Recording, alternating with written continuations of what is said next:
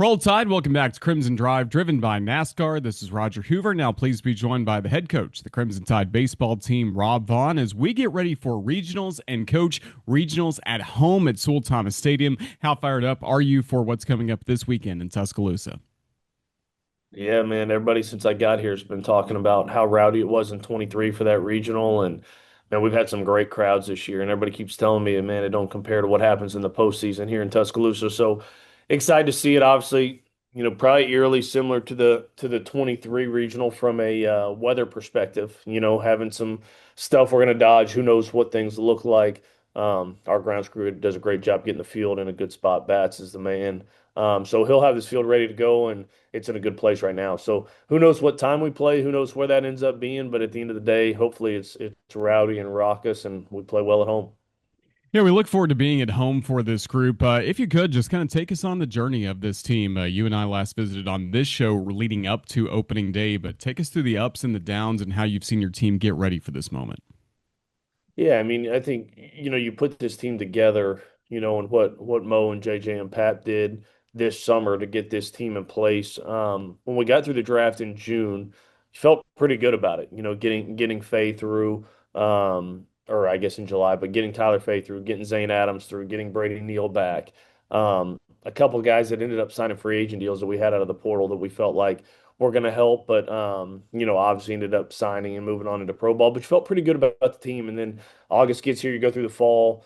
You have your ups and downs of the fall, which is great. Um, and then we come out, we play great in the preseason and come out and lose game one, and you lose in front of a home crowd against Washington State, who we look up now, those guys are playing in the postseason too, ended up having a great year. But you never want to lose opening night, and we did. And very transparently, I thought for the next probably 3 to 4 weeks. I think this group we won a lot of games, but they still weren't confident in who they were yet. I think there was a lot of confidence knocked on their heels a little bit, and then a little bit of a feeling out period. And then we go to Frisco, and I thought Frisco was a decent little turning point. You win 2 out of 3 against really good teams there. Um, so I felt like that kind of turned the corner for us. And then you go to Kentucky, and we get swept on the road at Kentucky to open up SEC play. And you're wondering, is this another here we go again moment, And then they go out on Tuesday and we lose the South Al on the road. And so you lose 4 straight. That's never fun. That's never good. And you've got Florida rolling into town, which is not generally the recipe to get back on track. And Tyler Fay throws the no hitter. We rough up Peterson a little bit. Then we go beat King on Saturday. Then we come back and have a comeback win on Sunday. And that's when things started to shift a little bit. You go out, you got Auburn coming in the next weekend, same thing. You go sweep those guys who are obviously both of those teams end up being national seeds. So that stretch, I think, was the first stretch of like, well, okay, like we can do some of this. And then you go through some things. You win a series at Oklahoma, in a rubber match Sunday game. You go win that game, and then you come home to Arkansas, and you have leads in the seventh or eighth in all 3 games, and end up getting swept. And then you go to Texas and you win one. Then you go to Tennessee and you win one. And we're sitting in a spot where we're 10-11 in the league, and you feel like this. It's like, where is this team gonna go?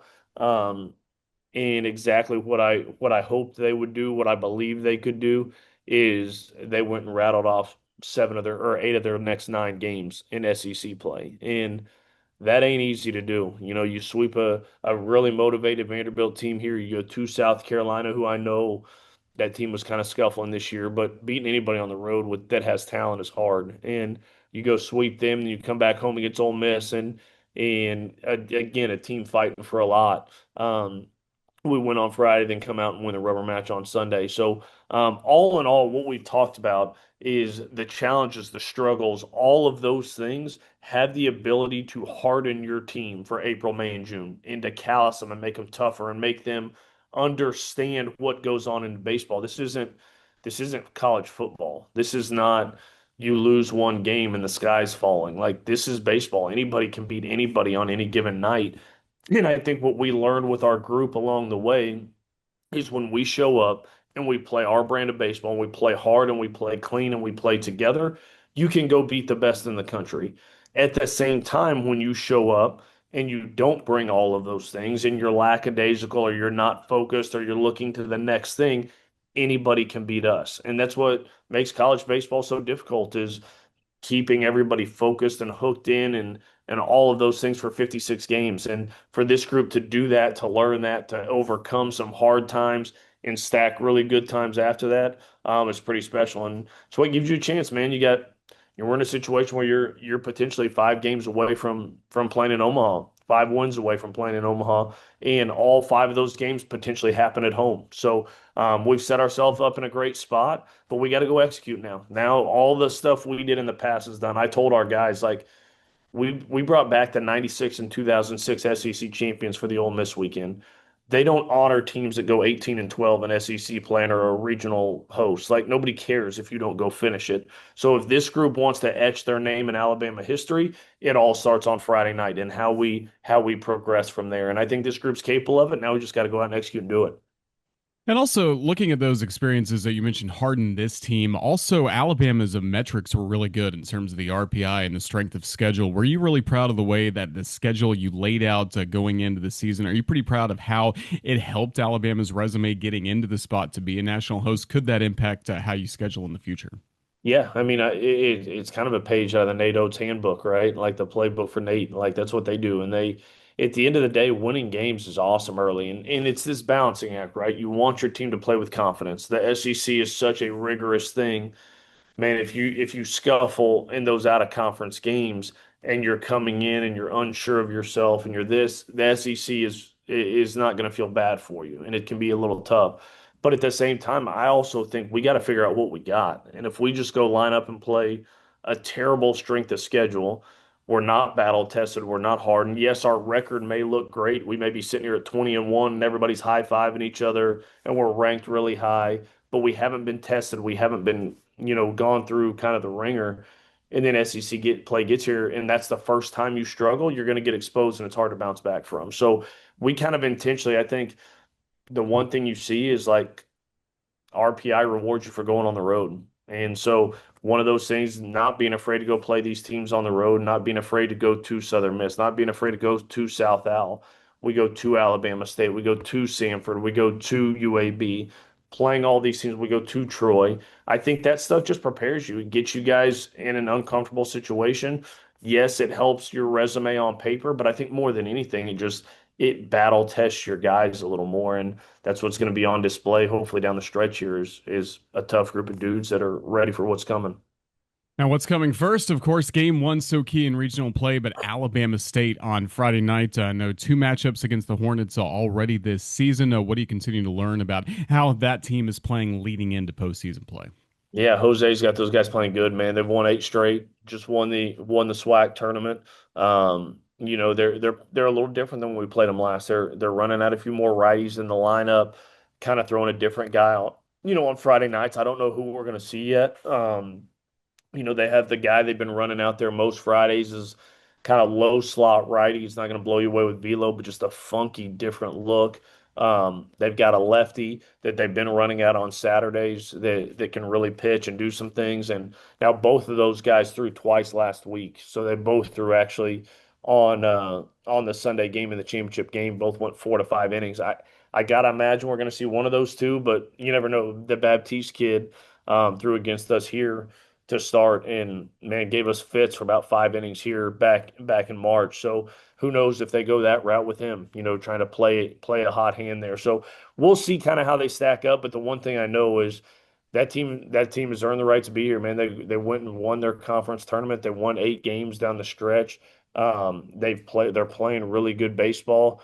And man, they're going to show up as motivated as you've ever seen because them playing Alabama in Tuscaloosa in a regional and winning that game is it's a program defining win for them. And so our focus, everybody wants to talk about, man, Oklahoma State's power and what Upstate can do and all. Like none of that matters right now. We got to come out of the gate, and I think our guys. I very honestly, the 2-1 win here, where they kind of gift wrapped our 2 runs for us, I think is what is kind of perked our guys. They know they have to show up. We will lose on Friday night if we think, oh, it's just a little old Alabama State. We can go take care of it. We got to approach this with maturity.